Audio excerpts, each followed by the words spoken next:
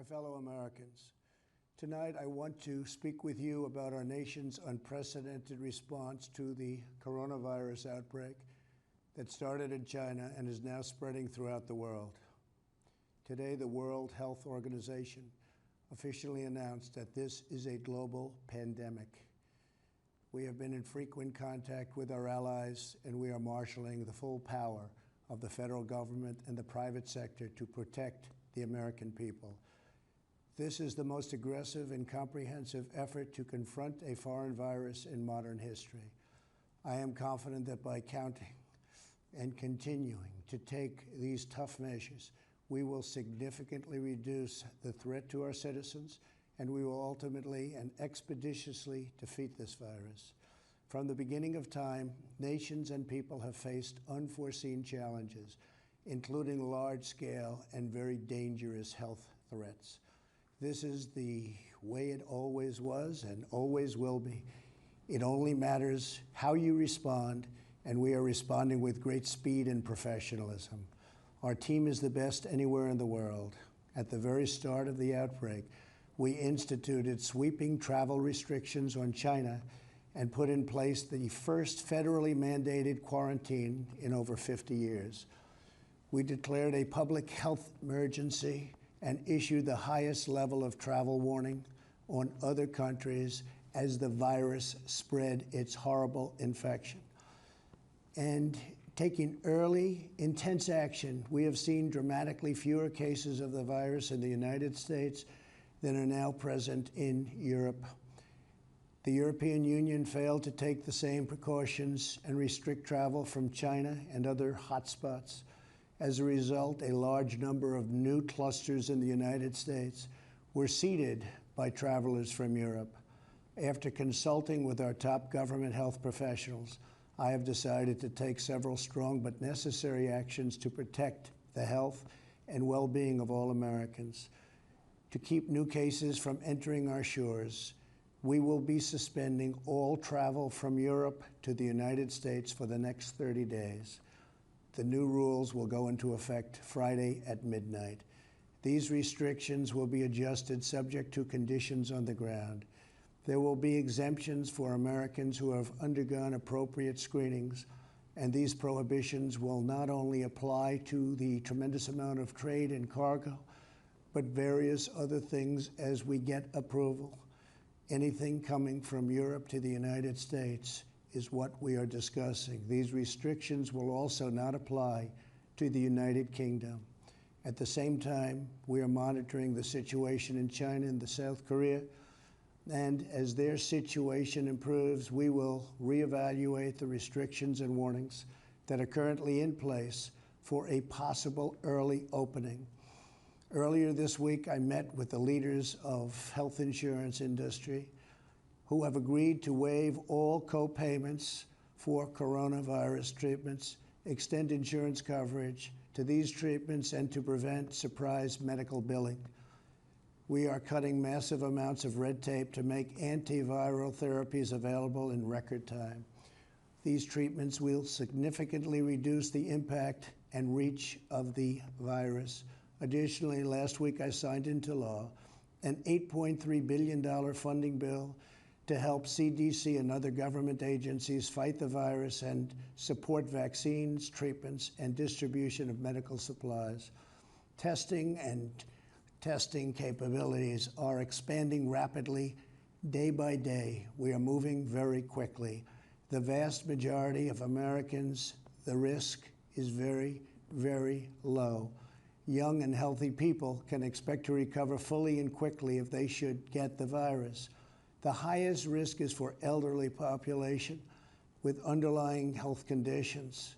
The elderly population must be very, very careful. In particular, we are strongly advising that nursing homes for the elderly suspend all medically unnecessary visits. In general, older Americans should also avoid non-essential travel in crowded areas. My administration is coordinating directly with communities with largest outbreaks, and we have issued guidance on school closures, social distancing, and reducing large gatherings. Smart action today will prevent the spread of the virus tomorrow. Every community faces different risks, and it is critical for you to follow the guidelines of your local officials who are working closely with our federal health experts, and they are the best. For all Americans, it is essential that everyone take extra precautions and practice good hygiene. Each of us has a role to play in defeating this virus. Wash your hands, clean often used surfaces, cover your face and mouth if you sneeze or cough, and most of all, if you are sick or not feeling well, stay home. To ensure that working Americans impacted by the virus can stay home without fear of financial hardship, I will soon be taking emergency action, which is unprecedented, to provide financial relief. This will be targeted for workers who are ill, quarantined, or caring for others due to coronavirus. I will be asking Congress to take legislative action to extend this relief. Because of the economic policies that we have put into place over the last 3 years, we have the greatest economy anywhere in the world by far. Our banks and financial institutions are fully capitalized and incredibly strong. Our unemployment is at a historic low. This vast economic prosperity gives us flexibility, reserves, and resources to handle any threat that comes our way. This is not a financial crisis. This is just a temporary moment of time that we will overcome together as a nation and as a world. However, to provide extra support for American workers, families, and businesses, tonight I am announcing the following additional actions. I am instructing the Small Business Administration to exercise available authority to provide capital and liquidity to firms affected by the coronavirus. Effective immediately, the SBA will begin providing economic loans in affected states and territories. These low-interest loans will help small businesses overcome temporary economic disruptions caused by the virus. To this end, I am asking Congress to increase funding for this program by an additional $50 billion.